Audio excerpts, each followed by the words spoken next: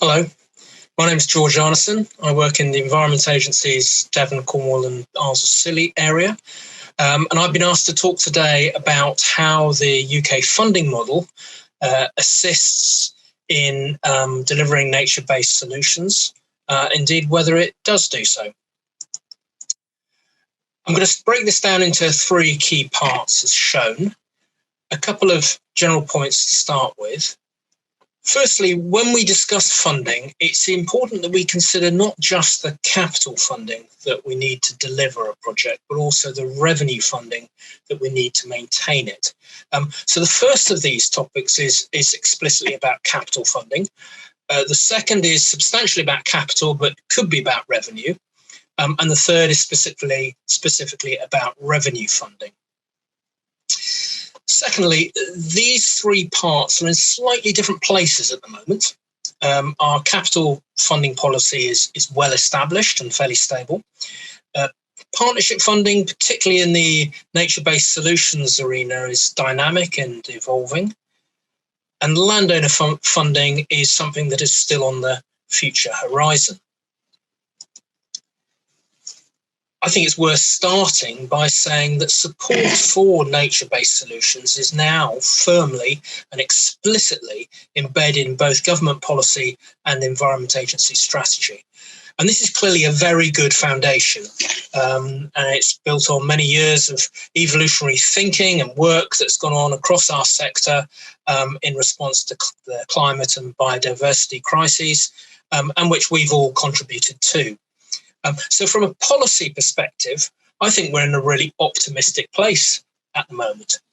But how is that actually reflected in the funding situation for nature-based schemes in flood and coastal risk management? So in FCRM, our main source of funding is Flood Defence Grant and Aid, or FDGIA, which is provided by central government. It's available to the Environment Agency, to local authorities and other bodies with a statutory FCRM responsibility, and it's administered by the EA. We're just coming to the end of a 6-year capital investment programme, and the government has committed to doubling that spending over the next 6-year cycle. And as you would expect, all projects on that programme need to go through a business case appraisal process to demonstrate their costs, their benefits, and to justify their proposed expenditure. The allocation of project funding is, however, separate to that appraisal process. And it's based upon this piece of government policy, which was introduced in 2011 and updated last year, which we know as partnership funding policy. And the key aspects of this policy are, firstly, that all worthwhile flood and coastal risk management projects are eligible for some grant and aid.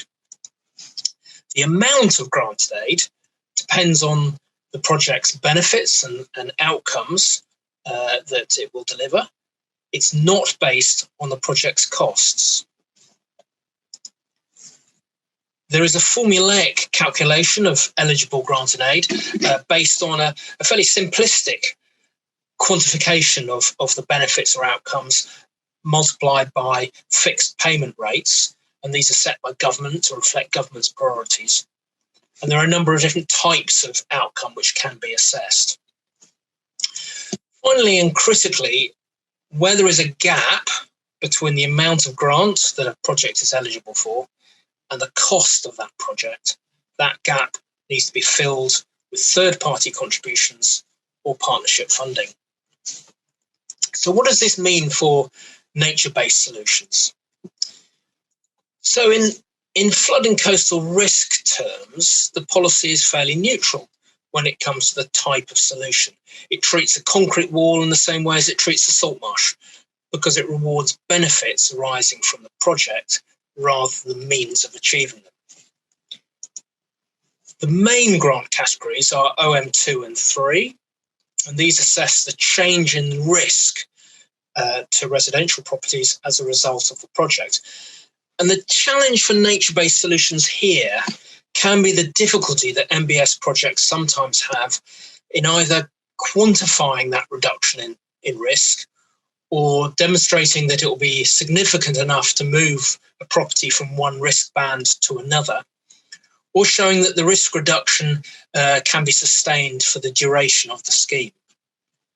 So there's been a lot of work and pilot projects over the last few years to try and build up our learning and evidence base in how we assess and quantify the FCRM benefits of nature-based solutions. And this is the subject of another presentation later today.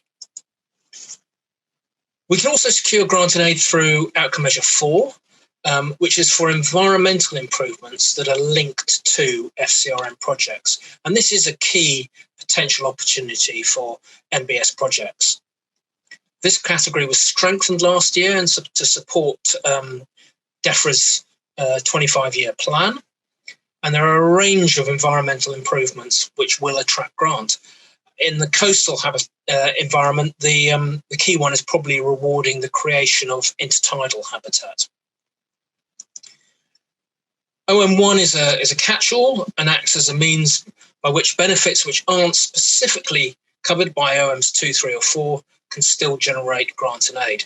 And as long as we can quantify those benefits and translate them into an economic value, we can still attract grant. The disadvantage of OM1 is that the payment rates are lower. So this brings us on to the partnership funding component. And increasingly, our ability to deliver projects of any kind is dependent on partnership funding. This is partially a consequence of the grant and aid calculation, but it is also an explicit objective of the government's underlying policy.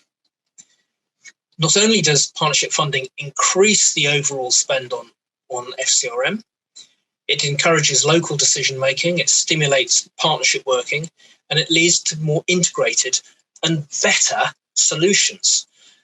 And I think nature-based solutions are inherently aligned with this approach because, by definition, they involve multiple benefits and they provide the opportunities for partnership working and funding. But at the same time, we have to recognise that this way of working and partnership funding is frequently neither easy nor quick.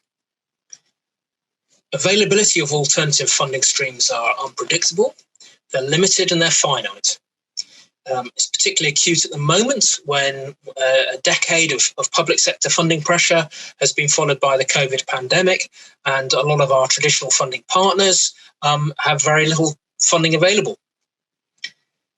And even where we can identify a partnership funding opportunity, aligning different partner objectives, approaches, timescales, etc., can be complex and slow, even with the best of intentions all round. So we have to be extra imaginative, proactive, collaborative, and focused in building on those partnership funding opportunities that are available. And these points are well illustrated by thinking about some of the government funds that are currently available.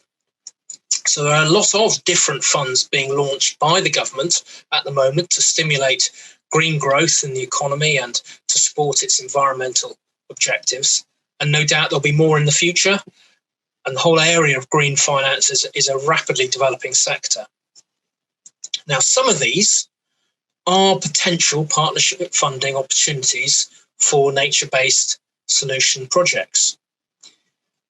But each fund has very specific objectives and criteria.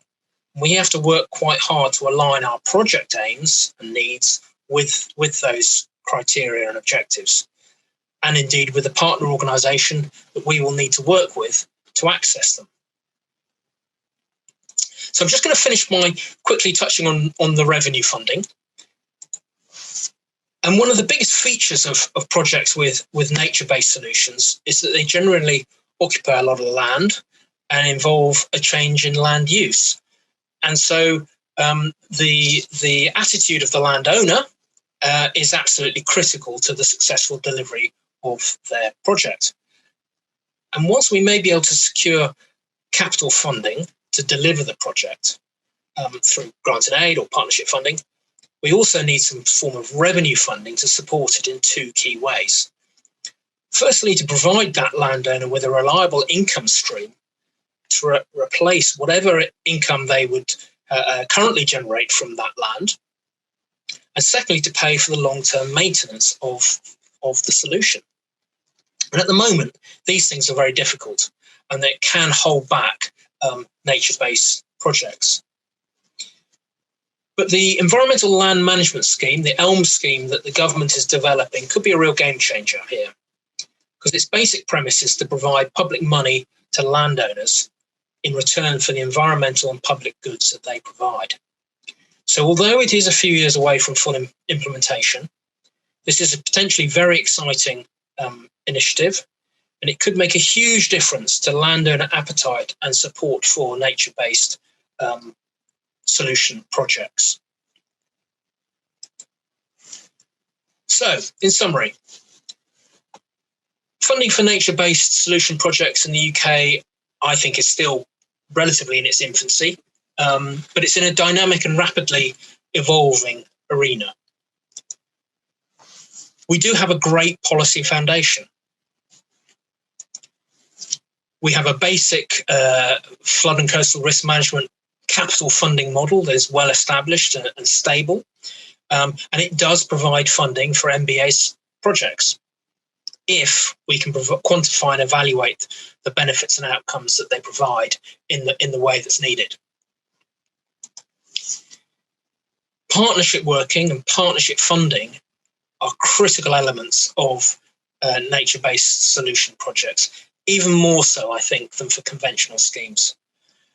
There are opportunities, including via various green growth type funding streams, but they're not predictable, they're not easy, and they're not quick. So we have to work imaginatively and collaboratively across partner organisations if we're to take advantage of them. Excitingly, the new ELM scheme that's on the horizon promises to be a potential real game changer in terms of providing revenue funding, which will hopefully incentivise landowners to support nature-based solution projects on their land and pay for their long-term maintenance. So that's it. Thank you very much indeed.